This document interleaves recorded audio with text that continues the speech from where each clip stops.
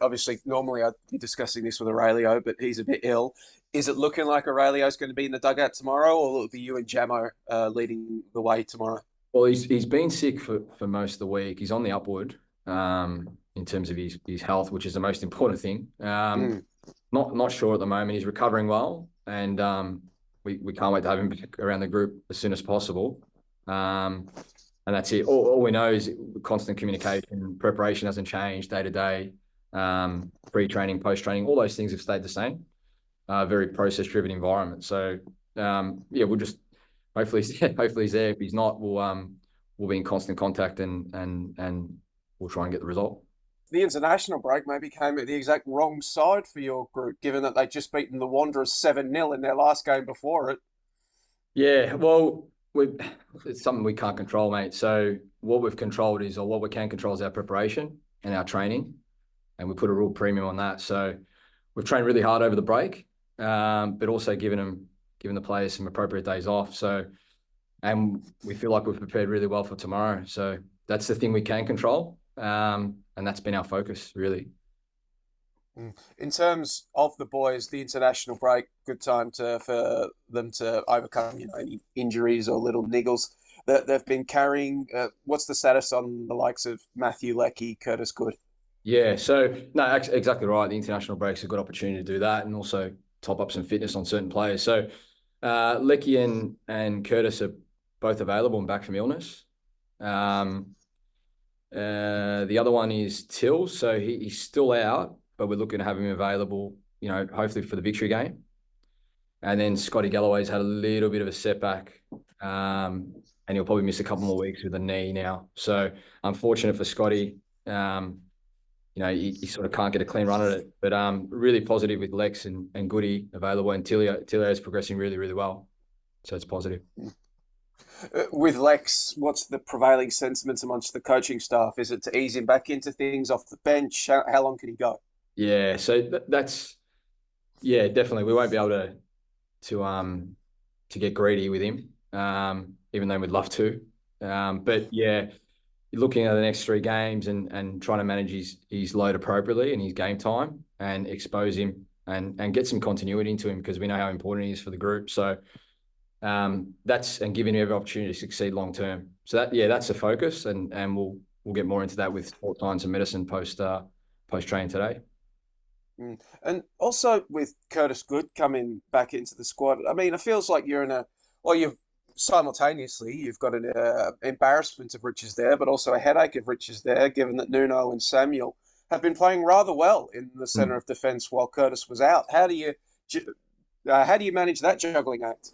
Well, it just comes down to as you said, it's a really good problem to have, because only a couple of weeks ago we had a heap of injuries at the back and unavailability. So it goes in swings and roundabouts, doesn't it? But for us, the more players we have available, the better. And competition for spots is really, really healthy.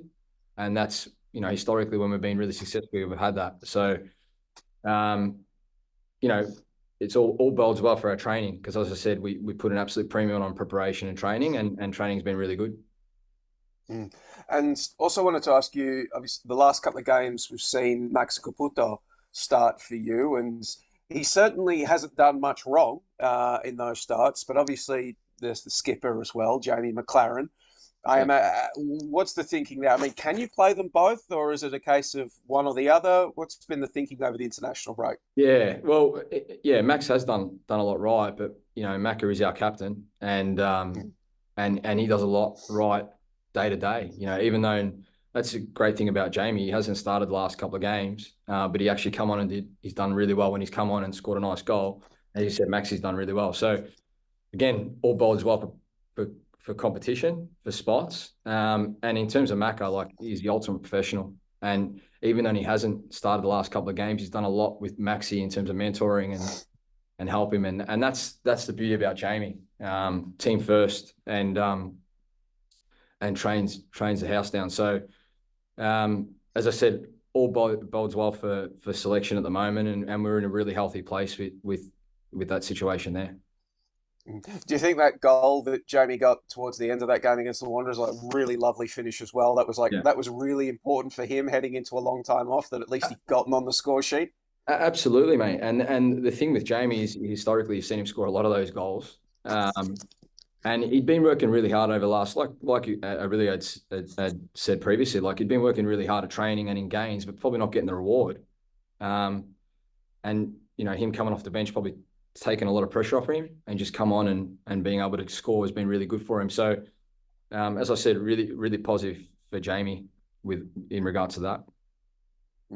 And the Newcastle Jets coming into this game, what have you and the coaching staff made of their recent form? Yeah, look, mate, like the one thing about this league is it's very, very close. And you look at the Jets, for example, West United, their best is just as good as anyone else. They're not reflective of their positions on the table. So we're preparing for their best. They've got a real distinct way of playing. They're mobile, they're young, they like to kick the ball. So absolutely preparing for their best. And ensuring that we're in the best state of mind and have the best preparation to beat them, and that's ultimately what we want to do. So we know our best is good enough, and we're confident in our best, but we absolutely respect everyone, and they're no different. Obviously, there's been a ton of noise around the Newcastle Jets at the moment, which can't be easy for the players. But as you said, they're a young group, they're a hungry group. Do you almost have to be wary, not that they'll be distracted by all this noise, but instead it'll galvanise them and it'll give them even more motivation for this game? Well, historically, these things either go two ways: they galvanise a team, or teams capitulate. And as I said, we prepare for their best, and their best is very, very good.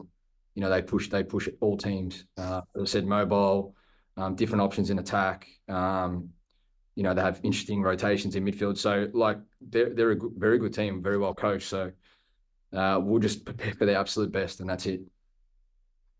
Because Apostolos Stamatolopoulos, he's been in fine form this season.